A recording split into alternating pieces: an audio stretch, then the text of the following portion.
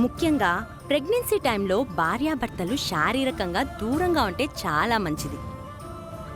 ఏ చిన్న పొరపాటు జరిగినా నష్టం భారీ స్థాయిలో ఉంటుంది.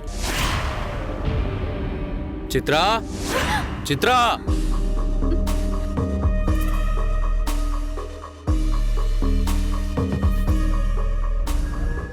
చిత్రా. ఏవండి? ఏం చేస్తున్నావు? టీవీ చూస్తున్నానండి.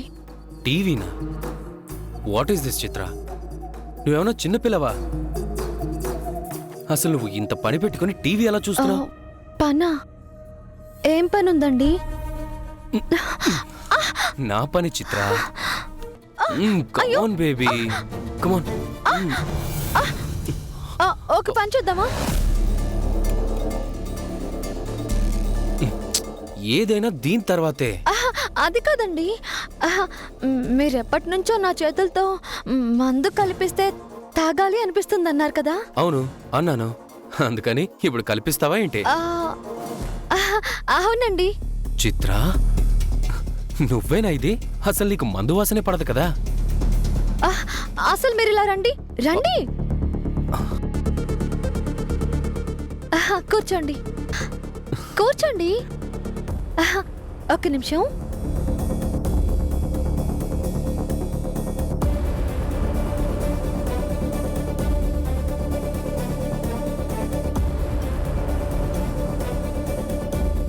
ఏంటిది సడన్ గా చిత్రా? మీరే అన్నారు కదండి, భర్త కోరిక తీర్చడమే భార్య డ్యూటీ అని.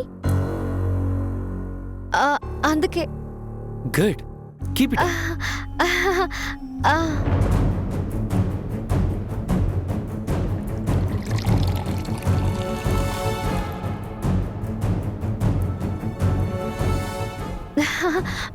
ఎదిగోండి.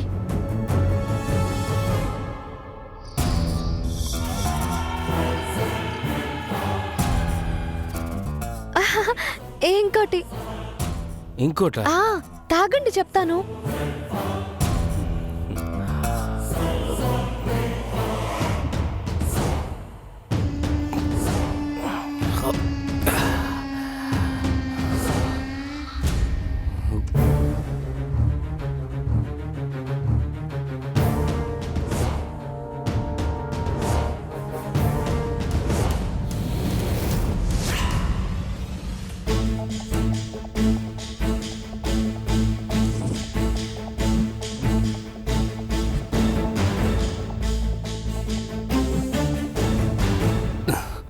చిత్రా, నువ్వు చాలా లక్కీ. నాలాంటి వాడు అందరికీ దక్కడం. చూస్తుండు, త్వరలోనే నెంబర్ 1 బిల్డర్గా ఈ స్టేట్నే శాసిస్తాను శాసిస్తాను శాసిస్తాను శాసిస్తాను.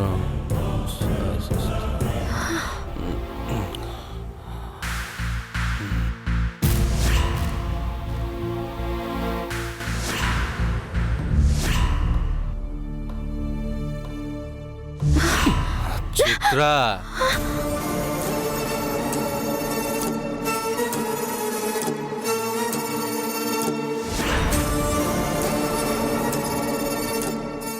చిత్రా,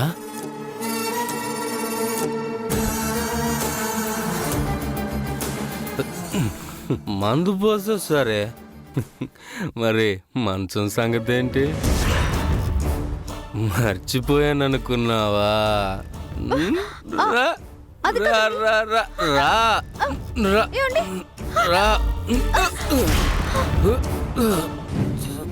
చిత్రా, చిత్రా రా.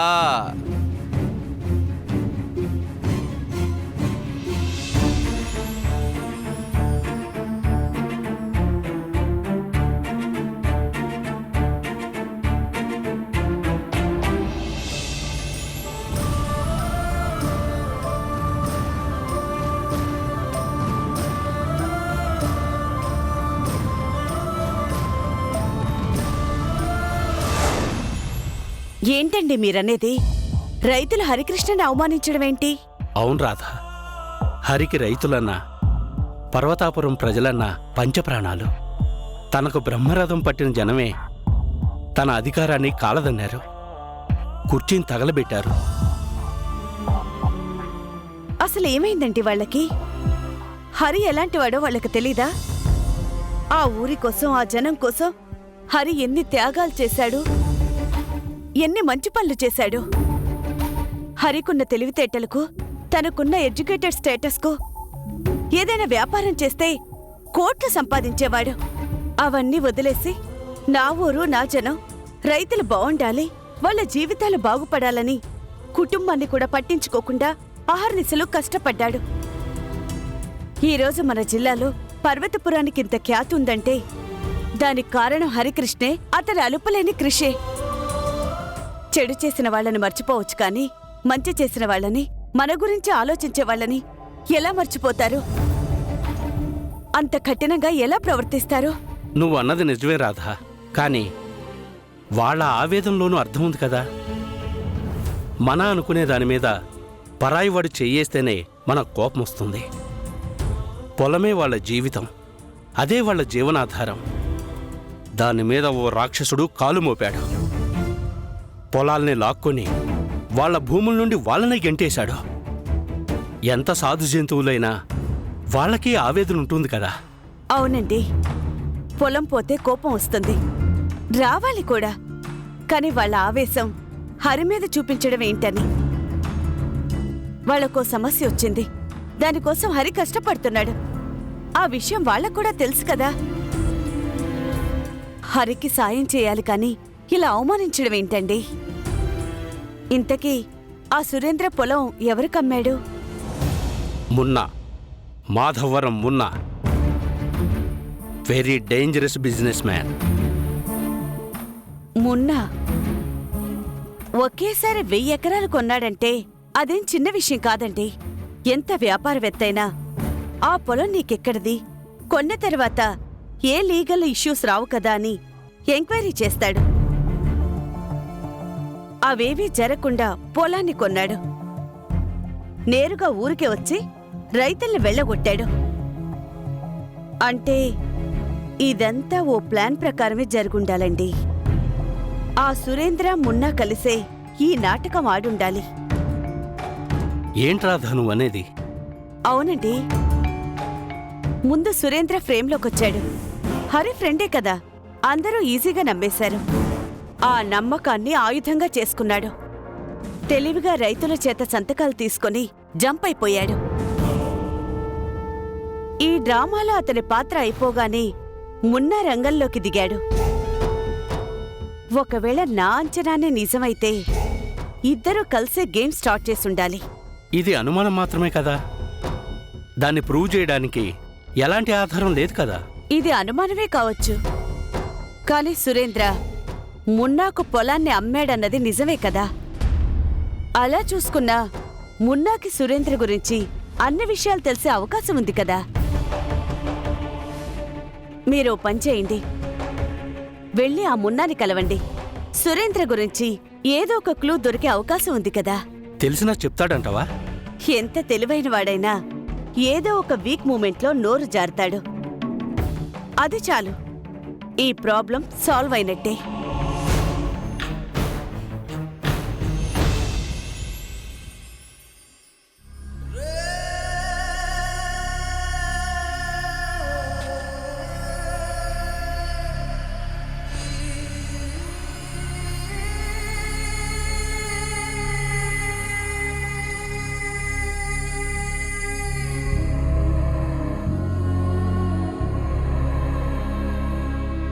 ఏమైంది సుభద్ర?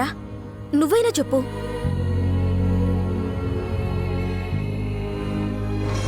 అయిపోయింది వదినా, అంతా అయిపోయింది. ఆ సురేంద్ర చేసిన దానికి ఊరి జనాలకి అన్నయ్య మీదున్న గౌరవం, అభిమానం, ఊరి పెద్దగా అధికారం అన్నీ పోయాయి.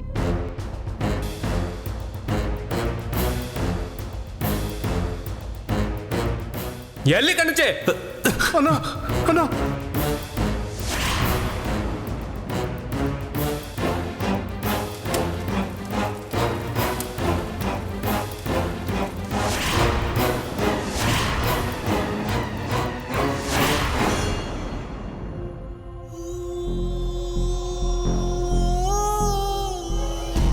ఏంటక్క నువ్వు చెప్పేది?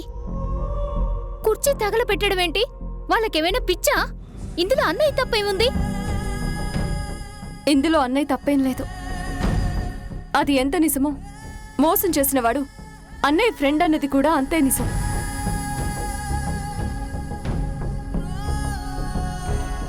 అందుకే అలా ప్రవర్తించారు.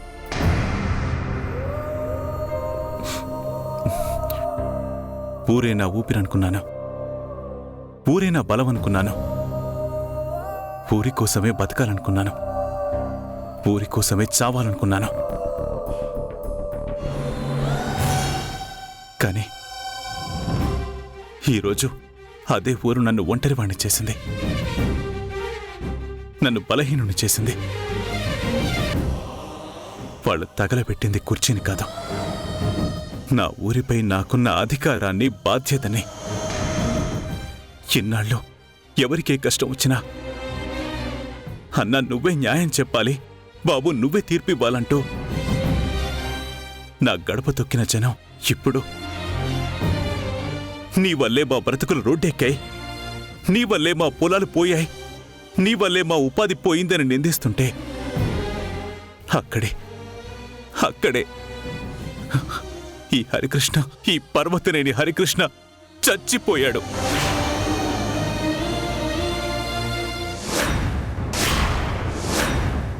అన్నయ్య ఏమండి?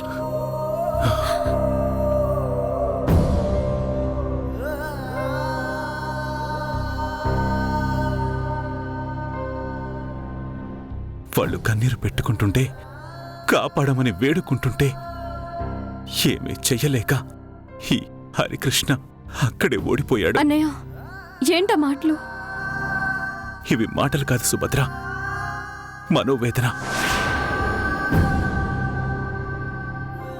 బావగారు, మీరు ఎలాంటి వారో మాకు తెలుసు. వాళ్లకు చిన్న కష్టం వచ్చినా మీ కంట్లోంచే రక్తం వచ్చేది. ఇప్పుడు కూడా వాళ్ళు అన్యాయం అయిపోయారు, ఉన్న ఆధారం పోయింది అని బాధపడుతున్నారే తప్ప వాళ్ళు మీకు చేసిన దాని గురించి ఆలోచించట్లేదు. అసలు మీరు వాళ్లకు చేసిన మంచిని, వాళ్ళ కోసం మీరు పడే తపనని మర్చిపోయి మూర్ఖంగా ప్రవర్తిస్తున్న వాళ్ళ గురించి మీరెందుకు బాధపడాలి?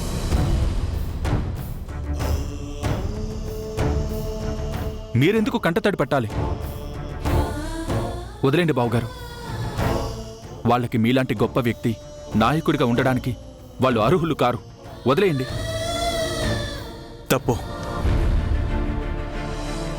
తప్పు దేవ్, వాళ్ళ గురించి తప్పుగా మాట్లాడుకో. ఈ ఊరిపై నాకున్నది అధికారం కాదు, బాధ్యత. ఇది ఈనాటిది కాదు. మా తాతలు మా తండ్రికి, మా తండ్రి నాకప్పగించిన బాధ్యత.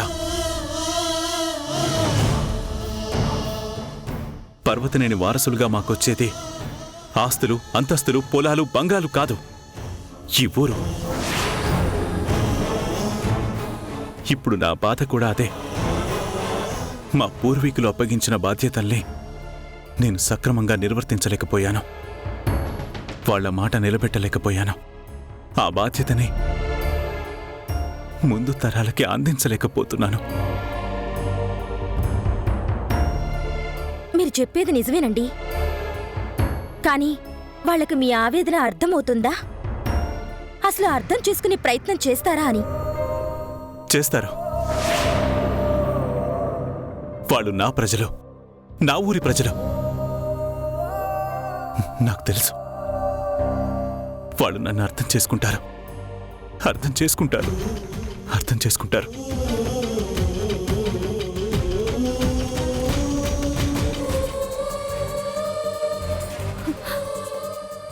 అన్నయ్య చూస్తే ఏదో భయంగా ఉంది. ఇప్పుడేం చేద్దామక్క? ఏం చేయాలన్నా మనకి సురేంద్ర ఎక్కడున్నాడో తెలియాలి. వాణ్ణి పట్టుకుంటేనే అన్ని సమస్యలకి ఒక సమాధానం దొరుకుతుంది.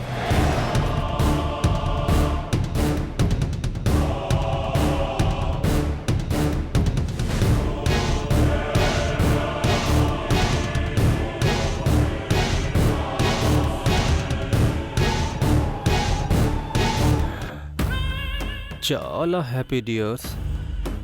ఎప్పుడూ చూడని సుఖాన్ని అందించారు. I'm very happy.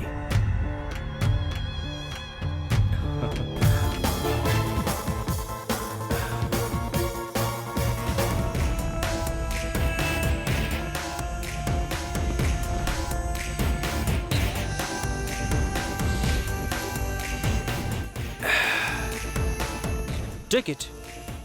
కావలసినంత తీసుకోండి. నన్ను సంతోషపెట్టండి.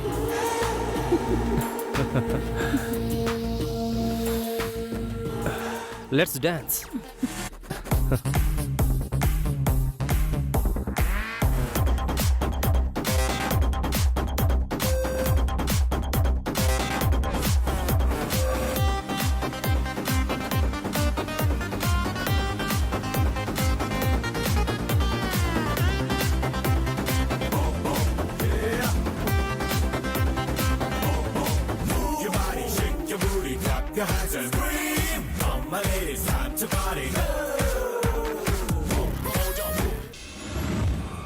చెక్.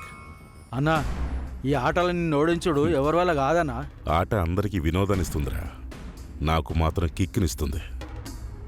ఎప్పుడూ కూడా ఓడిపోతాం అని ఆడకూడదు, గెలవాలి అనే తపనతో ఆడాలి. అన్నిసార్లు గెలుపు మెయిన్ డోర్ నుంచి రాదు, కొన్నిసార్లు దొడ్డిదారిని కూడా వెళ్ళాలి. ఆ పర్వతాపురం రైతులను మోసం చేసినట్టు కదా అన్నా.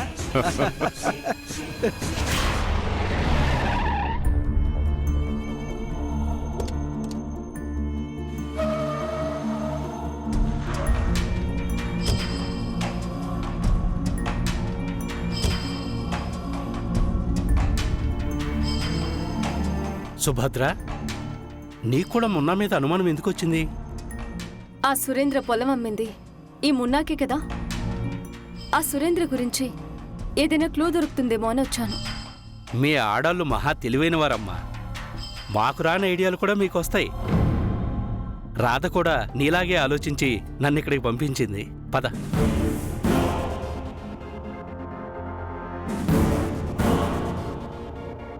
ఎక్కడికి సార్? లోపలికి. దేనికి? మున్నాని కలవాలి. ఏం పని సార్? అది మున్నాతోనే చెప్పాలి. ఏం కావాలో చెప్పండి. మీ అన్నను నెక్స్ట్ ఎలక్షన్స్లో సీఎం చేద్దాం అనుకుంటున్నాను. ఇప్పుడు వెళ్ళొచ్చా? ఒక్క నిమిషం ఉండు, అన్నకు చెప్తాను.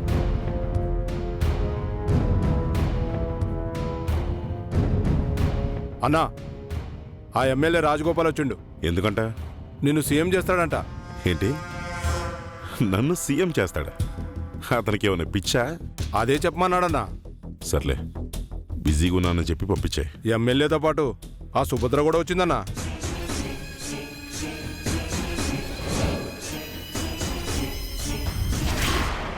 సుభద్ర?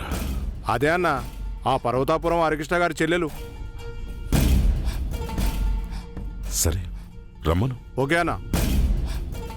అన్న రమ్మన్నాడు, వెళ్ళండి.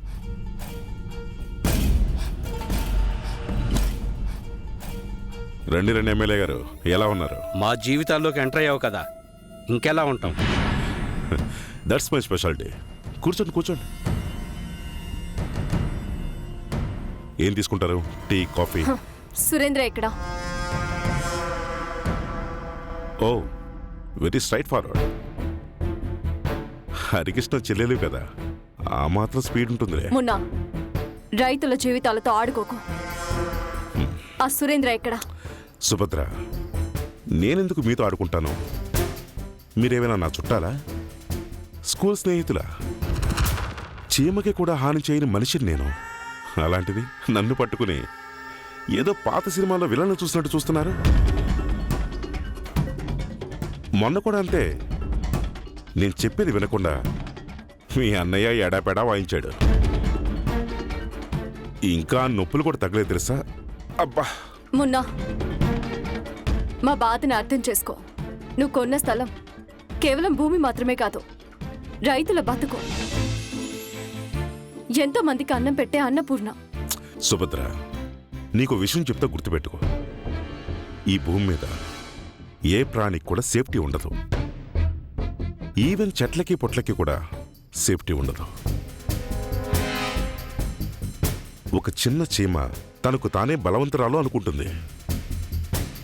ఏళ్ల తరబడి కష్టపడి ఓ పుట్టను కట్టుకుంటుంది. అందులో అది ఉంటుందా? ఆ పుట్టను ఏ నాగపాము వచ్చి స్వాధీనం చేసుకుంటుంది. మోరల్గా చూసినా ఎతికలుగా చూసినా పాముదే తప్పు. కానీ మనం తప్పు పడతామా? లేదే. ఆ పుట్టేదో పాము సొత్తైనట్టు పాముకి పాముతో పాటు పుట్టకి పూజలు చేస్తాం. అది ప్రకృతి ధర్మం. రైతులు చీమలైతే నేను పామునే. కానీ పాముల ఇల్లీగల్గా స్వాధీనం చేసుకోలేదు. చట్టబద్ధంగా డబ్బులిచ్చి రిజిస్ట్రేషన్ చేయించి తీసుకున్నాను. చాలా తెలివిగా మాట్లాడుతున్నావు. తప్పుల్ని కూడా మాటలతో మాయ చేసి రైట్ చేస్తున్నావు. చీమలు పామును మోసం చేయొచ్చు, కానీ అన్నం తినే ఏ ఒక్కడు రైతుకి ద్రోహం చేయకూడదు. ఇది ఆ దేవుడు సైతం పాటించాల్సిన ధర్మం. నువ్వు అన్నమే తింటావనుకుంటా. సుభద్ర, అరే మాటకే కోపం వస్తుంది. మరి వాళ్ళ భూములు లాక్కున్నావు, వాళ్ళకెందుకు కోపం రావాలి? ఆ సుభద్ర ఏమంత అమాయకురాలు కాదు. నేను తన ట్రాక్ రికార్డు మొత్తం చెక్ చేశా. చాలా డేంజరస్. నువ్వు భూమి మీద ఎక్కడున్నా వచ్చేస్తా. Stop please, stop sir.